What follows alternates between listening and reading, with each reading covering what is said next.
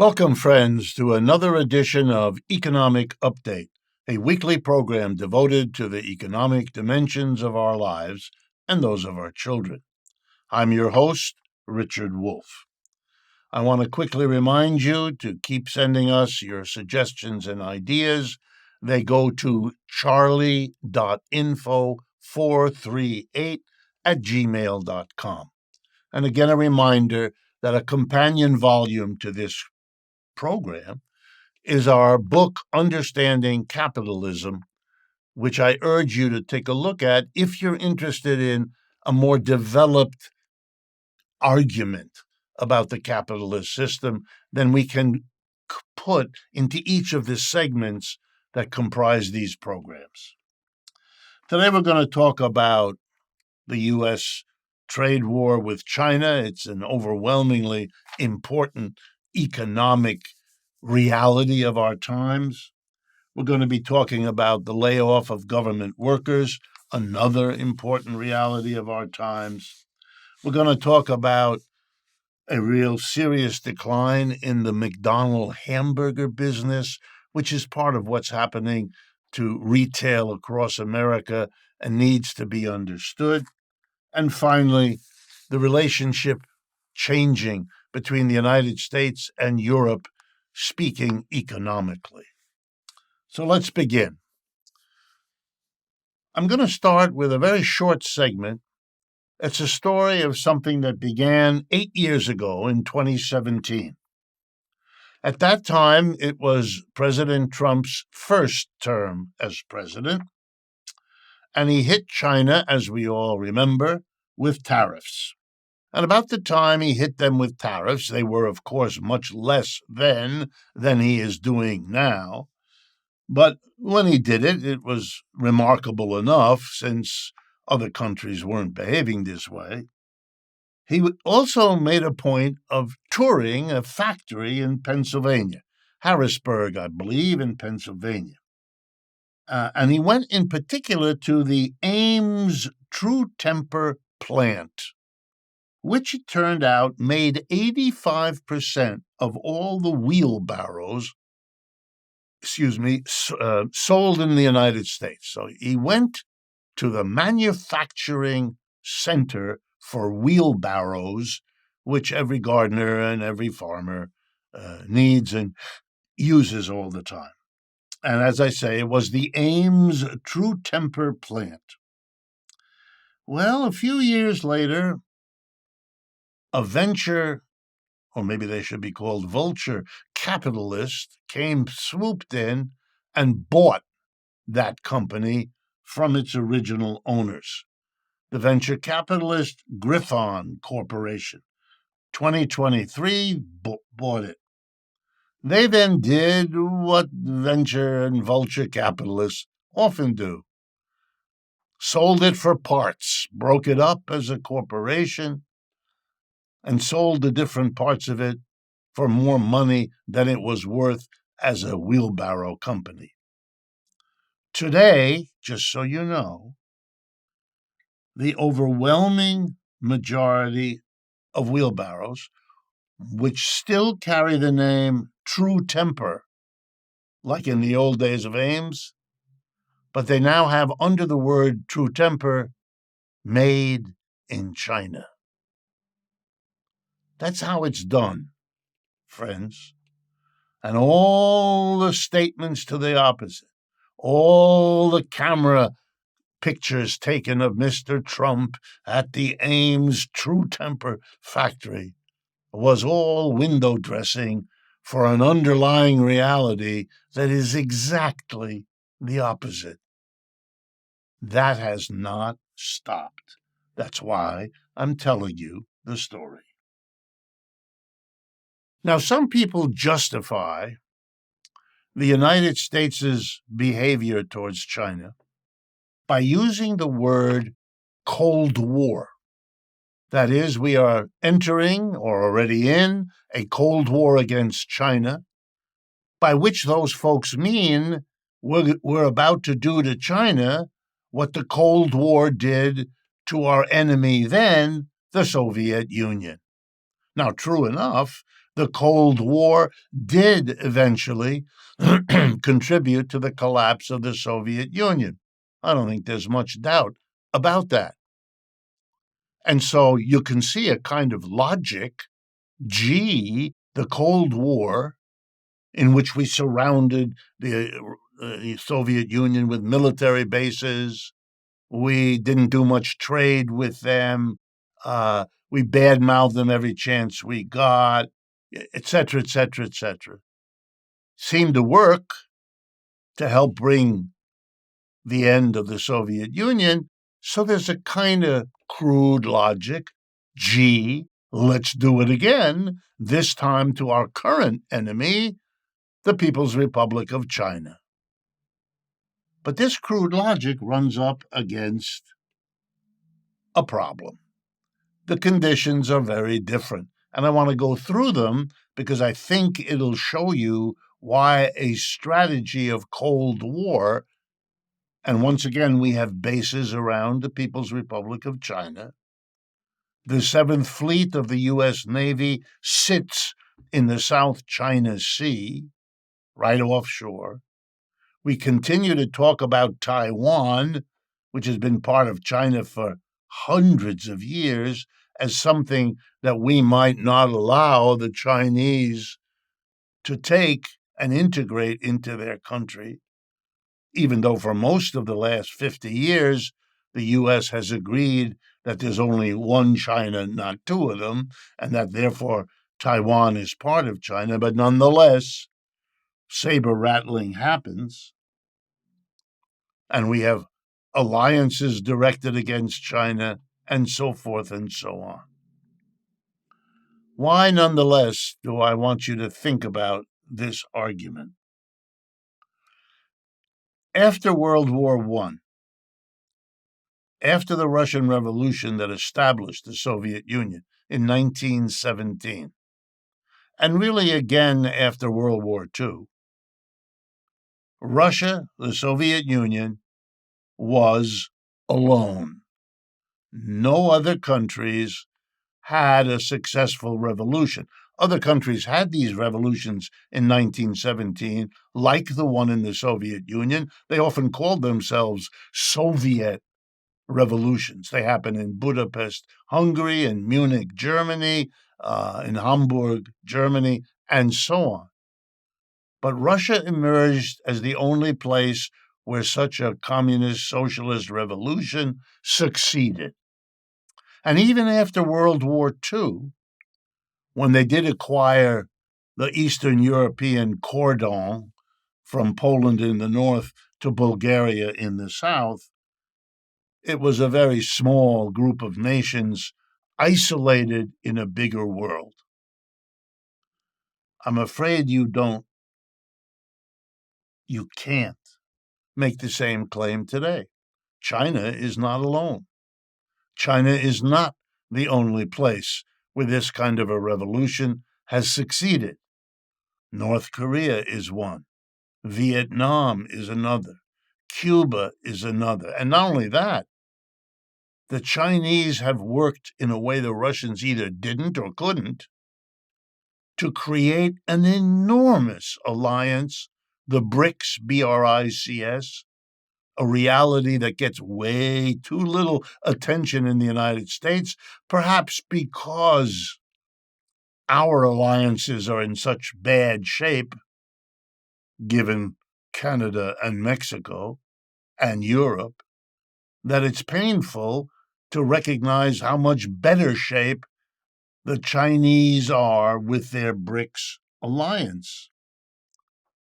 Then, over the last 40 years, as we've talked about in other programs, the United States lost its manufacturing base. Yeah, but China got one. China built up its manufacturing base, so it's now the largest manufacturing base anywhere in the world. No comparison with anybody. They got it. We lost it. That was never the situation between the United States and the Soviet Union. And not only that, because of their size and because of the fact that over the last 10 years, China has worked very hard to develop its internal market, raising the wages of its workers so they could afford to buy all that their manufacturers can sell.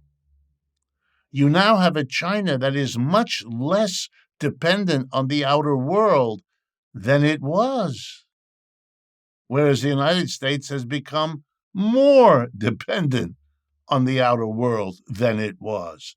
So, in all these ways, waging a Cold War against China is a large mistake.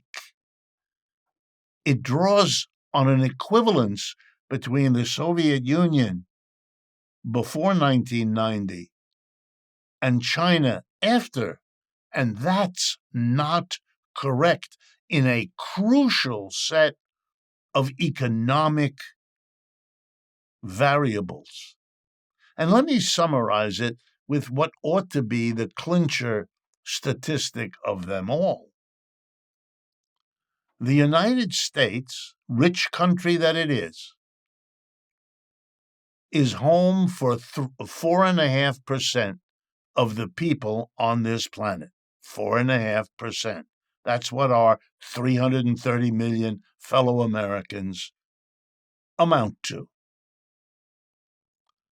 China and the BRICS, China and the carefully cultivated alliance it has,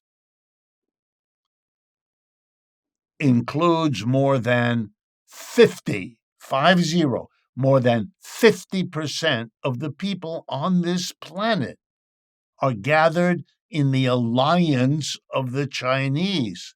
Even if you add Europe and North America, Canada, Mexico, the United States doesn't come close. And I want to remind you, Russia and China together have a nuclear arsenal equivalent to that of the United States. The world has radically altered. The Cold War that the United States could and did wage effectively is not available now. And to try to proceed as if it were, well, here's the kind of mistake you'll make. In February of 2022, Russia invaded Ukraine. The United States said, we're going to hit you with a mother of all sanctions. We won't allow you to sell your oil and gas in Europe. We will hamper you with your shipping and your money, and we'll take 300 billion of your assets and freeze them. And what did they say this would do? Bring Russia to its knees. That's a quote. Turn the ruble into rubble. Another quote. Did any of that happen? No. None of it. Ruble's worth more now than was then. Russia's economic growth over the last year is the envy of all of Europe. No one in Europe has done as well as the Russians while they fight a war. You know what the mistake was? Didn't understand that Russia was part of BRICS. When they couldn't sell their oil and gas to Europe, instead of that being a punishment, they just pivoted and sold their oil and gas to India and China, thereby paying for the war, which they are winning. We're going to make similar mistakes in the future if we wage a Cold War when that's no longer the situation where we can win anything. Stay with us. We'll be right back. Before we jump into the second half of today's show, I wanted to thank you for your very generous response to our fundraising efforts this year, and in particular in the last couple of months. And in part responding to that, we are extending the availability of our limited edition linen-covered hardcover version of Understanding Capitalism. the book I wrote and that we have been making available now for quite a while. If you are interested, I will be signing copies of that hardcover, and they will be available to you as they have been over the last few weeks.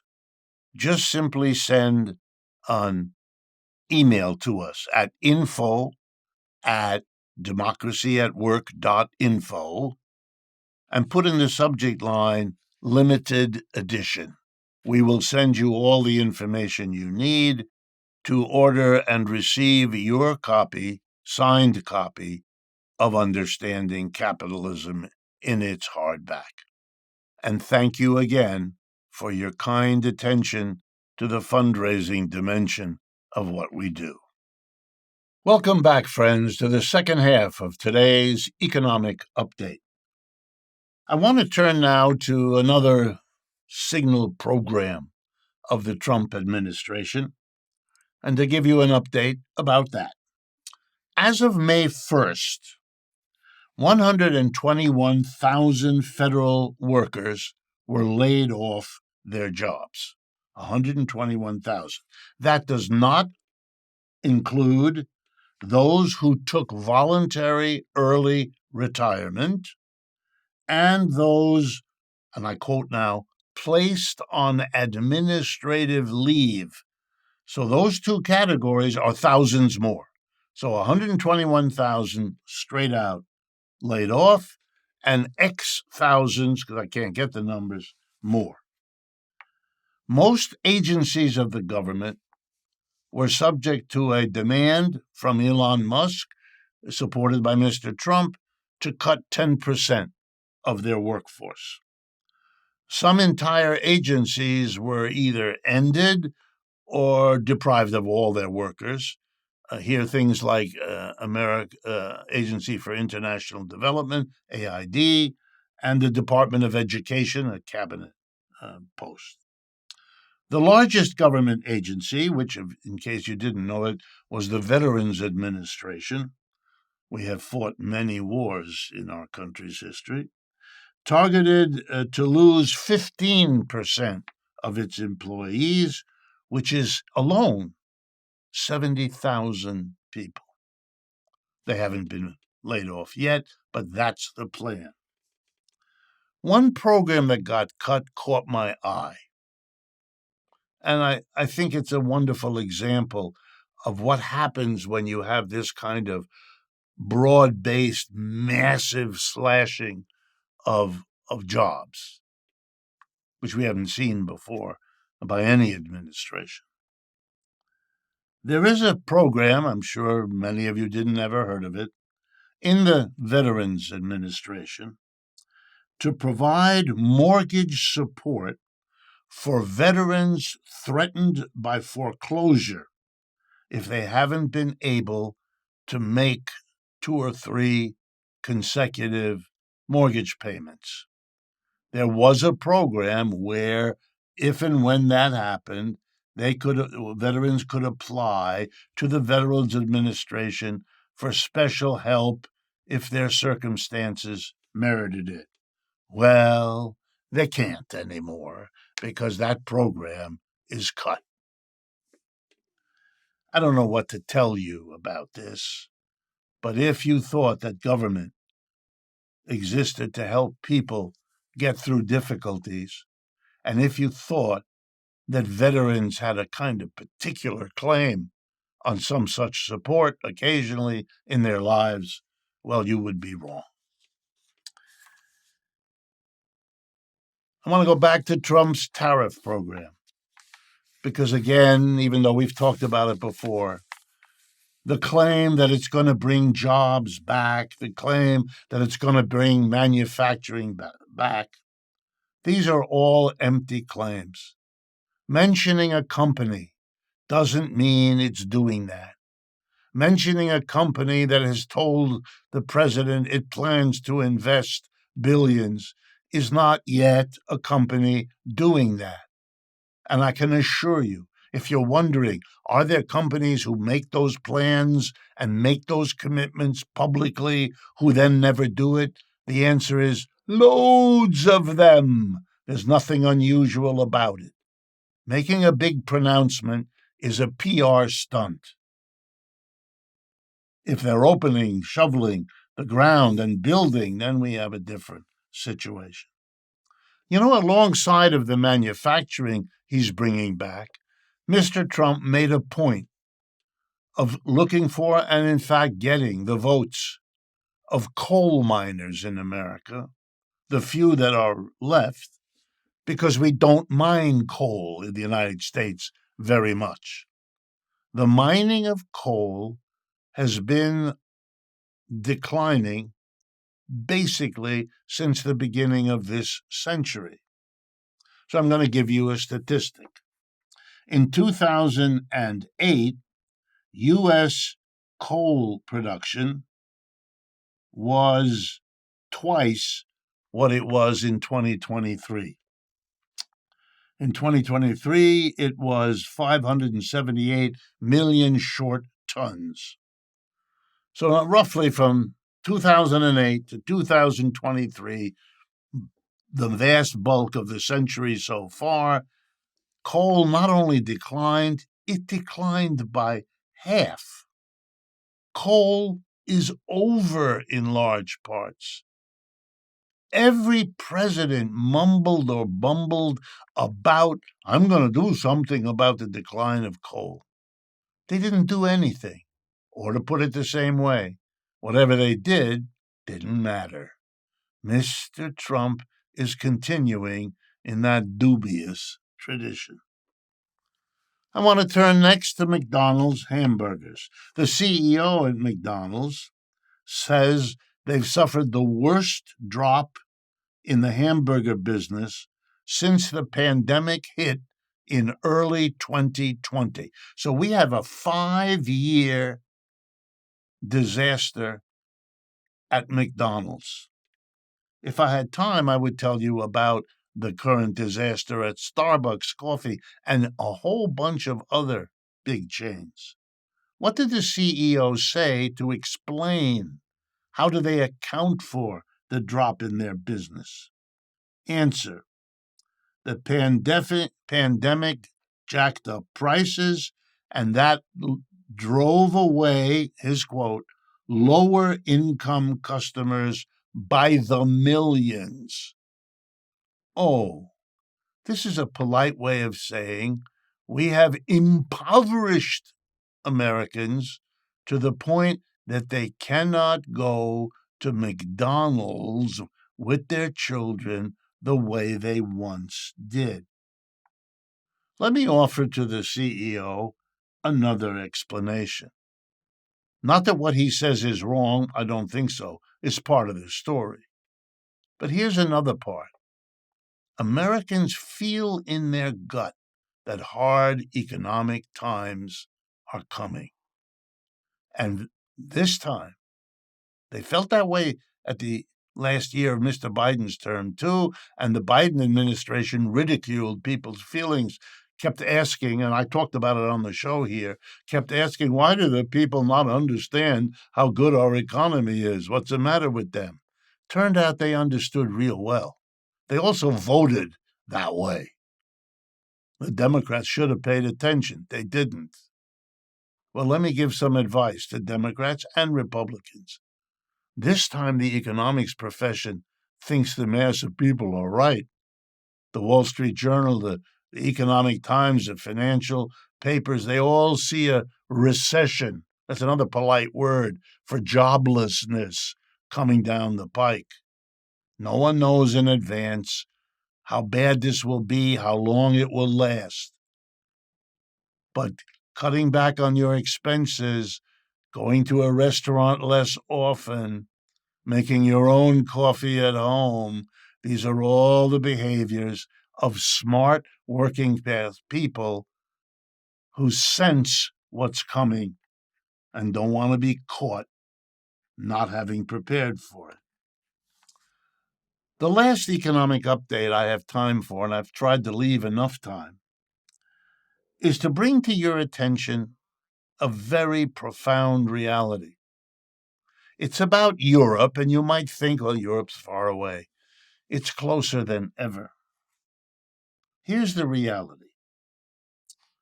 At the beginning of this century, early 2003-4, Europe had a bigger economy than the United States. Now, on one hand, that should surprise no one, because if you add up the entire population of Europe, it's double, more than double, what the population of the United States was and is then. So the fact, which it is, that their economy was $1.5 trillion bigger than the American should surprise no one. It's actually a testimony to how well the United States is, because it's only half their population, and yet it's a lot closer than half to their economics. But here's what I want you to think about most interestingly. If you move forward and take a look today, the European economy is not only not $1.5 trillion bigger than the U.S., but it trails the United States, and by a lot. $9.5 trillion. The U.S. economy is $9.5 trillion larger than the European. Now, what is going on here? Well, the United States has grown, but not that much faster than it did before. No, the real explanation is not so much the growth of the United States as it is an economic disaster in Europe. I cannot overstate this. For example, right now, what was always considered, at least for the last 40 years, the engine powering the European economy, namely Germany, is currently in a recession. What we fear here is already there. They're not only not growing, they're shrinking. The German economy is a disaster. The British economy is a disaster. The working classes in both those countries are very upset. They're turning against the conventional politicians, left and right. Mr. Farage in Great Britain won the local elections a few weeks ago. And who was defeated? The Conservatives and Labour, the old standard establishment parties. Rather like Mr. Trump defeated first the Republican establishment and then the Democratic one in the United States. In Germany, the extreme right wing, Alternative für Deutschland, is doing very, very well, gets the endorsement of Vice President Vance, and threatens and is rejected by all the traditional parties in Germany, who turn against it the way the conservatives and the liberals turned against the Reform Party, as Farage's party is known. The handwriting is on the wall. The European economies are doing again what I point out empires do. The rich and the economically powerful, the CEOs, react to the decline of their economies, wrapped up with the decline of their empires, by holding on to the wealth they've accumulated. So the costs, the pain of a declining empire is offloaded onto the middle and the bottom, the working class and the poor. And they're angry and they're bitter. What did you expect? And you're not doing anything about it. The Europeans keep screaming at the Russians. The Russians control the energy, which is the only hope you have of avoiding a descent that will make Europe not the center of the modern world, as it kind of has been for a long time, but an unimportant sideshow. Wow. When I say the world economy is changing, it is changing more and faster than any of us foresaw. We've come to the end of the show. I hope you found interesting the segments we presented, and as always, I look forward to speaking with you again next week.